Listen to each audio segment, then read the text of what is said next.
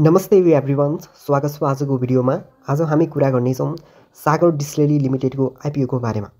IPO पछि यसलाई hold गर्ने कि सेल गर्ने, आउनुहोस् सुरु गरौँ। कम्पनीको चाहिँ इन्ट्रोडक्सनबाट नै जाउँ। सबैभन्दा पहिला सागर डिस्टिलरी एक लिक्वर प्रोड्युसिङ कम्पनी हो। यसका ब्रान्डहरू ग्रेउल, द गभर्नर्स अनि लोलीपप सिरिज, नेप्सी बुल्स आदि पर्छन्। कम्पनीको मुख्य उत्पादन र बजारमा चाहिँ अल्कोहोलिक बेभरेजमा केन्द्रित छ। अब हामीहरू फाइनेन्शियल पर्फर्मेन्स र इपिएसको बारेमा कुरा गर्नेछौँ। अब कम्पनीको पर्फर्मेन्स हेरौँ है। यसको अर्निङ पर सेयरको हिसाबले चाहिँ सुरुवाती वर्षमा यो घाटामा थियो, तर पछिल्लो वर्षमा चाहिँ कम्पनीले चाहिँ प्रोफिटमा फर्किएको छ के। यो इपिएसहरू हामीले 2078 र 79 इन्कम इयरमा चाहिँ यो 35.33ले लसमा थियो है। इपिएस लसमा थियो, तर लगत्तै यसको 3 वर्ष चाहिँ लसमा छ। त्यसपछि 2081-82मा चाहिँ 0.59ले चाहिँ प्रोफिटमा भएको छ। इपिएसमा अर्निङ पर सेयर भनेको एउटा सेयरले कमाएर दिने हो।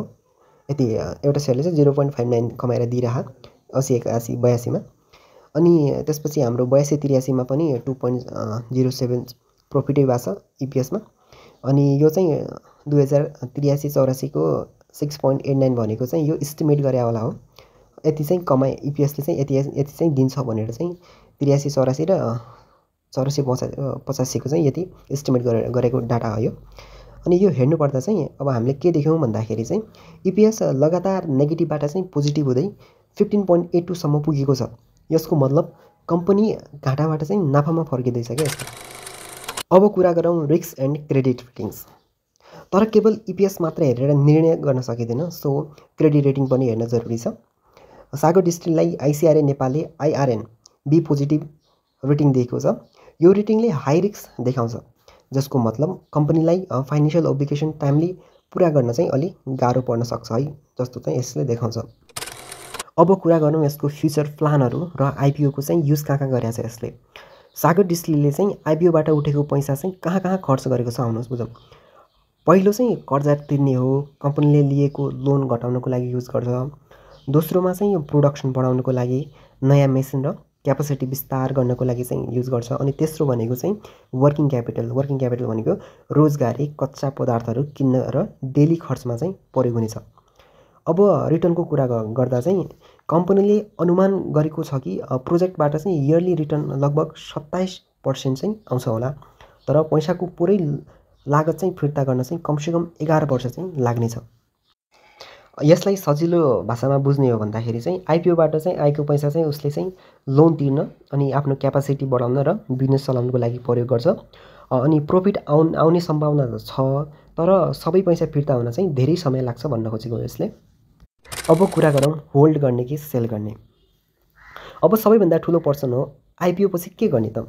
If you are a short term investor, तपाईँ चाहिँ सर्ट टर्म इन्भेस्टर हुनुहुन्छ भने लिस्टिङ भएपछि चाहिँ गेन आयो भने चाहिँ अब तपाईँको चाहिँ प्रोफिट सेक्योर भएपछि तपाईँले आफ्नो त्यो सेयरलाई बेच्न सक्नुहुन्छ।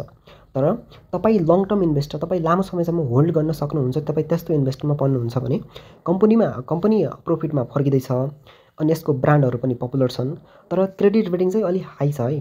त्यसैले चाहिँ यदि तपाईँ रिस्क एक्सेप्ट गर्नुहुन्छ भने चाहिँ लङ टर्ममा चाहिँ तपाईँ होल्ड गर्न सक्नुहुन्छ। अनि कन्क्लुजनमा भन्ने हो भने अब यसको कन्क्लुजन पनि गरौँ। कन्क्लुजन भन्ने गर्दाखेरि चाहिँ अन्तिममा भन्नुपर्दा चाहिँ सेल गर्ने अप्सन चाहिँ सर्ट टर्ममा सुरक्षित प्रोफिट चाहनुहुन्छ भने तपाईँ सर्ट टर्ममा चाहिँ सेल गरिहाल्नुहोस्। तर होल्ड गर्ने अप्सन छ, तर लङ टर्ममा चाहिँ ग्रोथमा विश्वास यो कम्पनीले चाहिँ अब तपाईँले लाग्छ कि यो लङ टर्ममा चाहिँ ग्रो हुनसक्छ, पछि म प्रोफिट कमाउन सक्छु, त्यस्तोमा तपाईँ पर्नुहुन्छ भने तपाईँले होल्ड गर्न सक्नुहुन्छ।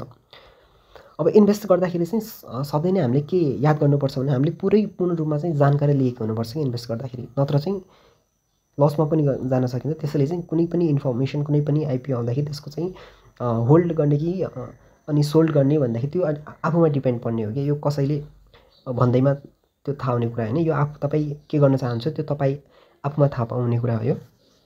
ल आजलाई यति नै गरौँ। अब चाहिँ म नेक्स्ट आइपिओको बारेमा चाहिँ अर्को भिडियोमा ल्याउनेछौँ।